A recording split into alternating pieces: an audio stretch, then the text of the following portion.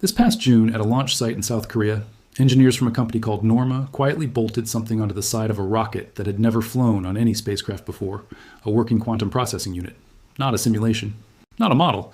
An actual quantum chip, the kind of device so sensitive that a passing truck outside a research lab can sometimes ruin its calculations, but to be strapped to a vehicle that launches itself into orbit through a sequence of controlled explosions. If that sounds like an insane place to put one of the most fragile machines humans have ever built, you're right to think so. And yet the company doing it isn't chasing headlines. They're chasing something that sounds almost backwards once you understand the physics. Space, it turns out, might be one of the best possible environments for a quantum computer to actually live in, for reasons that have almost nothing to do with rockets and everything to do with two things. Quantum hardware has always desperately needed extreme cold and perfect stillness. And here's the part that should genuinely surprise you. Classical computing, the GPUs and server racks currently filling every AI data center on Earth, cannot follow quantum computers into orbit for the exact same reasons that make space appealing in the first place. This isn't a small, isolated experiment either. It's landing at the exact moment two of the biggest infrastructure stories in modern technology. The AI data center boom and the maturing of quantum computing are both independently colliding with the same hard physical limits back here on Earth. AI data centers are running into power grids that simply cannot expand fast enough, with connection queues stretching past a decade in some regions and local communities increasingly pushing back against new construction in their backyards. Quantum computers, meanwhile, are running into a different kind of wall entirely. The sheer physical difficulty of keeping a system cold and undisturbed enough to actually behave the way quantum mechanics promises it should. Space offers a strange, almost too convenient answer to both problems at once. Unlimited solar energy with no grid queue whatsoever. And for one of these two technologies in particular, exactly the environmental conditions it has been struggling to recreate artificially for decades.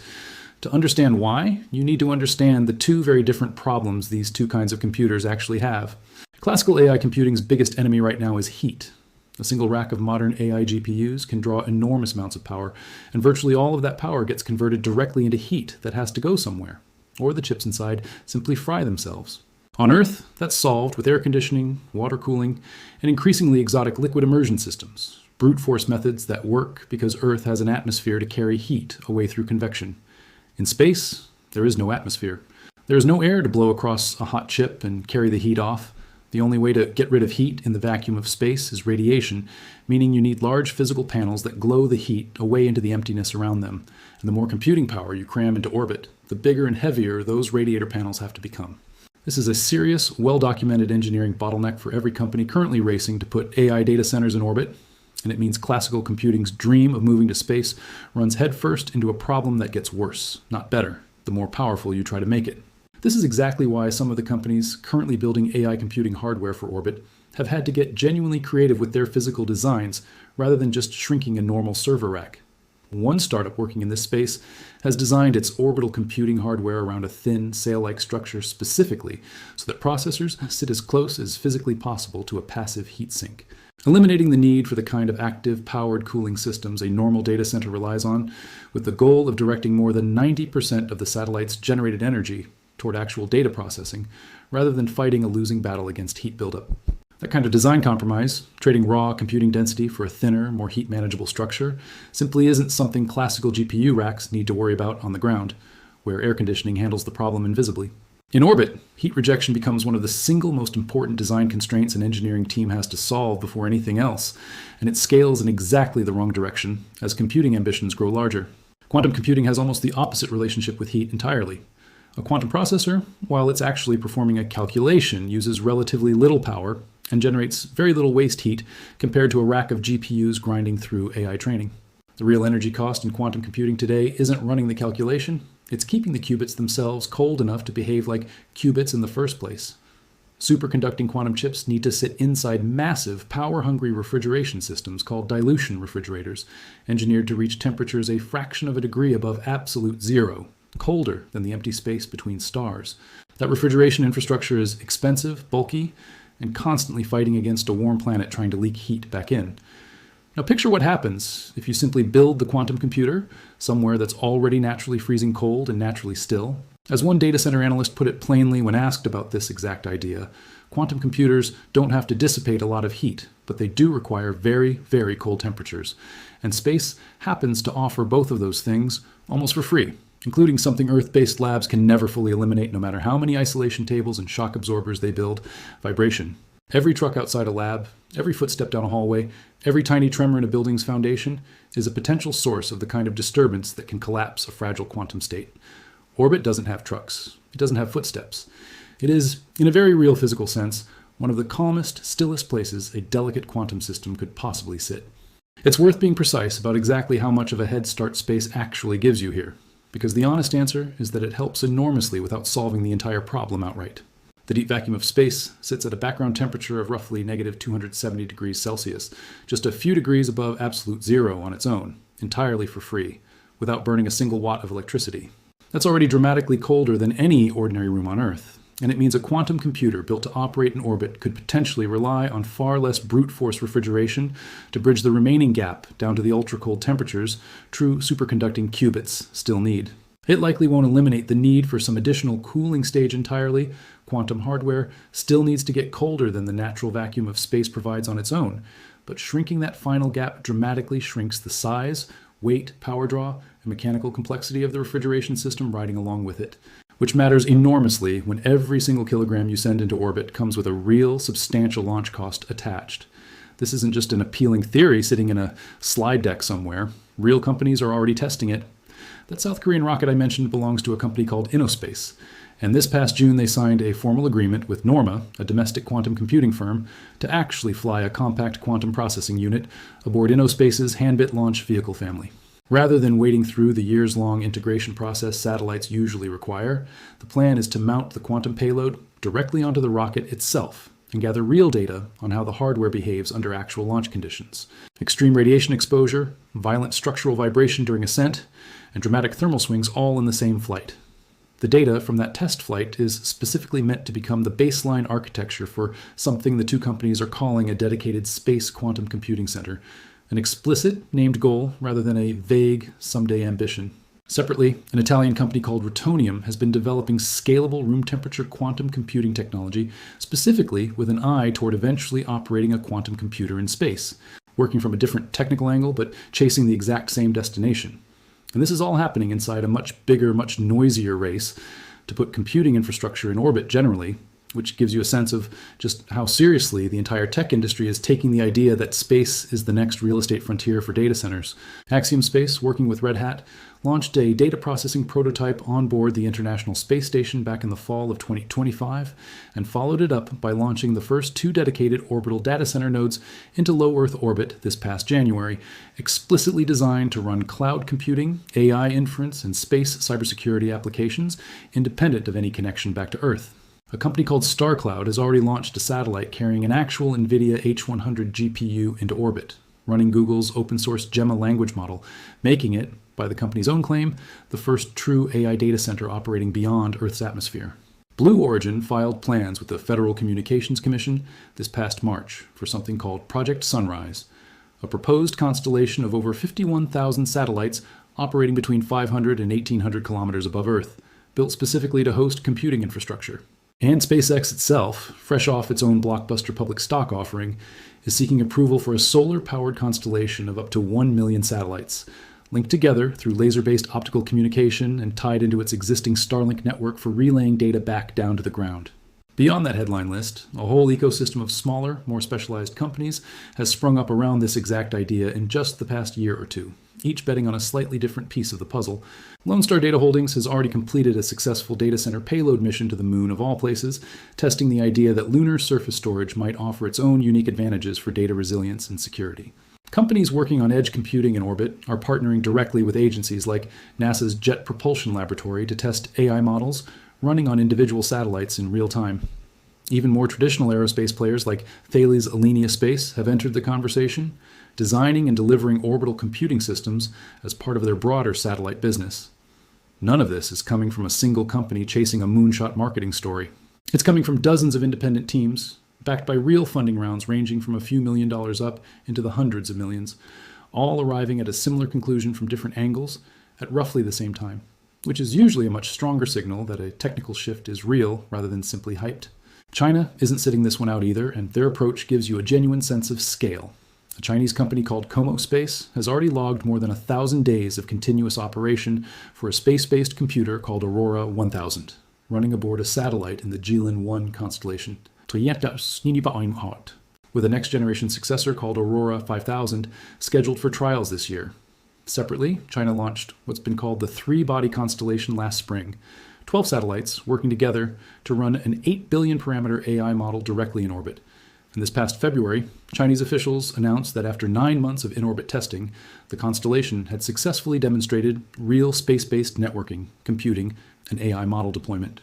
China's stated long-term plan, an initiative called Star Computing, envisions 400 dedicated AI training satellites and 2,400 inference satellites in orbit by 2030, with a target of tens of thousands of petabytes of inference capacity and millions of petabytes of training power, and a further goal of supporting hundreds of millions of AI agents through this orbital network by 2035. So why does any of this actually matter, beyond simply being an impressive engineering flex? Because the reasons companies are racing toward orbit in the first place, abundant solar energy that never runs out, no dependence on an overloaded terrestrial power grid, and freedom from years-long grid connection queues that can stretch past a decade in some markets, apply differently and unevenly to classical computing versus quantum computing. Classical AI computing gets the benefit of unlimited solar power in space, but pays a brutal tax in the form of that heat rejection problem, needing enormous, heavy radiator systems that scale up right alongside every gigawatt of computing power you try to add. Quantum computing gets the exact same unlimited solar power benefit without nearly as much of that heat penalty, because quantum processors were never the power-hungry, heat-generating side of computing to begin with. Layer on top of that the free, natural cold of deep space and the near-total absence of vibration, and you start to see why quantum computing isn't just another tenant moving into the same orbital real estate as AI. It might actually be uniquely suited to living there in a way classical computing structurally is not. It's important to stay grounded here, though, because this entire field is still in its earliest, most experimental phase, and anyone telling you space-based quantum data centers are launching at commercial scale next year is getting ahead of the actual evidence.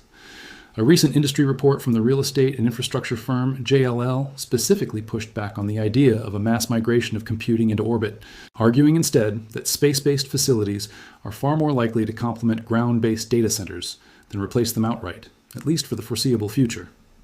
The InnoSpace and Norma test flight is exactly that, a test flight meant to gather data on whether quantum hardware can even survive the trip, not a working operational quantum data center already crunching real calculations from orbit.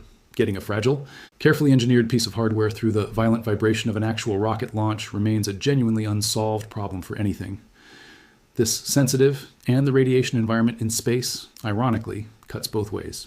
It's colder and stiller than Earth, but it's also bathed in the kind of high-energy cosmic radiation that can just as easily scramble a quantum state as protect it, which is precisely why radiation resilience is one of the specific things being tested on these early flights rather than something anyone is simply assuming will work out fine.